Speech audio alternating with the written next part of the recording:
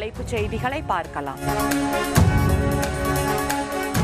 நாடாளுமன்ற பட்ஜெட் கூட்டத்தொடர் இரு அவைகளிலும் இன்று தொடங்கியது. மத்திய பட்ஜெட் புதிய ஆற்றலையும் நம்பிக்கையையும் அளிக்கும். பிரதமர் நரேந்திர மோடி உறுதி. ஈசிஆரில் பெண்களை வழிமறித்து மிரட்டிய வழக்கில் 5 பேர் கைது. காணத்தூர் போலீசார் நடவடிக்கை. மீதமுள்ள நபர்களை தேடும் பணி தீவிரம்.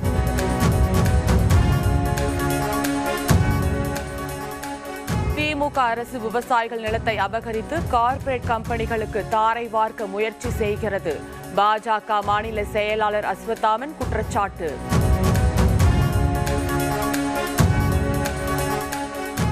அண்ணாவின் நினைவு தினத்தையொட்டி முதலமைச்சர் மு.க. ஸ்டாலின் தலைமையில் அமைதி பேரணி பிப்ரவரி 3ஆம் தேதி நடைபெறும் என்று திமுக அறிவிப்பு.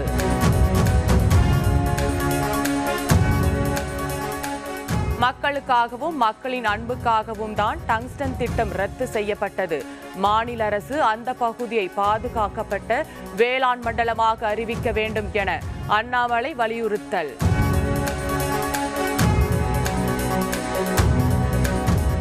பாம்பன் புதிய ரயில் பாலம் வழியாக ராமேஸ்வரம் வந்த பயணிகள் இல்லாத ரயில் 2 ஆண்டுகளுக்கு பின் சுத்தம் செய்யும் பணிக்காக கொண்டு வரப்பட்டதாக அதிகாரிகள் தகவல்.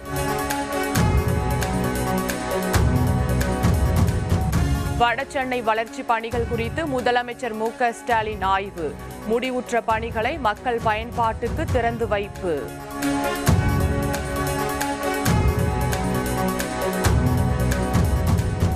கடந்த ஆண்டு யுஜிசி நெட் வினாத்தாள் கசிந்ததாக பதிவு செய்யப்பட்ட வழக்கு.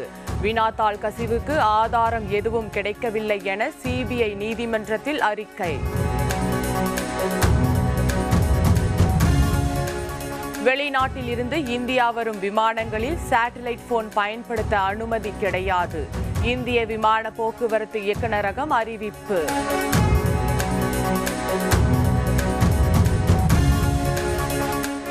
தாய்லாந்திலிருந்து மதுரைக்கு தடை செய்யப்பட்ட ஆமைகளை கடத்தி வந்த 2 பெண்களை கைது செய்த போலீசார்.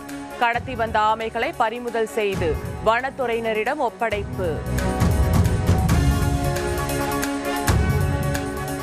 அமெரிக்காவில் ராணுவ ஹெலிகாப்டரும் பயணிகள் விமானமும் நடுவானில் நேருக்கு நேர் மோதி விபத்து.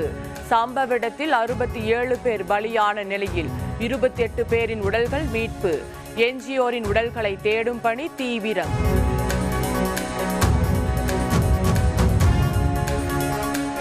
இஸ்ரேல் பிரதமர் பெஞ்சமின் நெதன்யாகுவை தங்கள் நாட்டிற்கு வருமாறு அமெரிக்க அதிபர் டிரம்ப் அழைப்பு.